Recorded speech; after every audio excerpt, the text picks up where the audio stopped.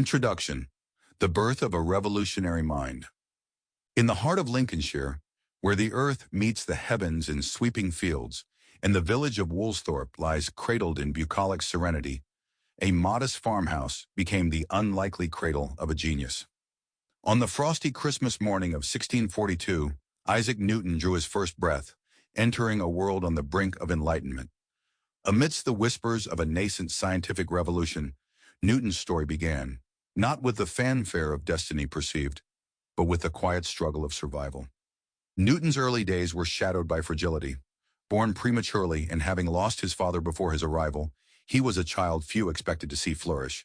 Yet even in infancy, Newton defied the odds. His mother Hannah envisioned a life of pastoral continuity for her son, eager for him to inherit the family farm. But destiny, it seemed, had charted a different course. The winds of fortune carried young Isaac to the doors of Grantham Grammar School, where his remarkable intellect first flickered into view. By 1661, that flicker had become a beacon bright enough to light his path to Trinity College, Cambridge. The institution, a bastion of classical learning, clung to the teachings of Aristotle with a grip as firm as the stone walls that enclosed its hallowed halls.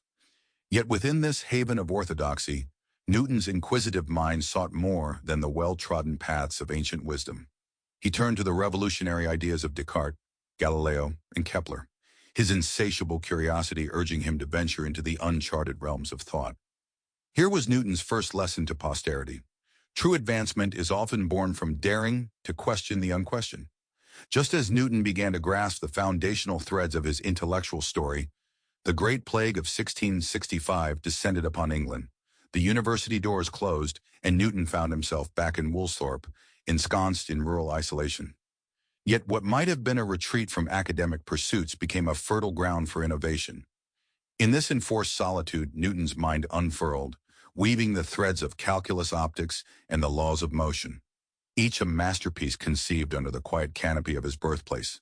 The solitude of Woolsthorpe speaks of a universal truth about the power of introspection and stillness. It reminds us how, in the silence of our own thoughts, we nurture the seeds of discovery. Newton's isolated brilliance stands testament to how retreat can lead to revelation, a lesson as pertinent now as it was then. Despite the monumental peaks of his intellect, Newton's journey was not without valleys. His personality was marked by introspection, so deep it often verged on isolation. The pursuit of perfection, unyielding as gravity itself, pulled him into profound self-examination. Yet through these trials, Newton emerged resilient, a figure who illustrated the quiet strength found in persistence and self-reflection. In 1687, the world witnessed the culmination of Newton's solitary labor in the form. Sample complete. Ready to continue?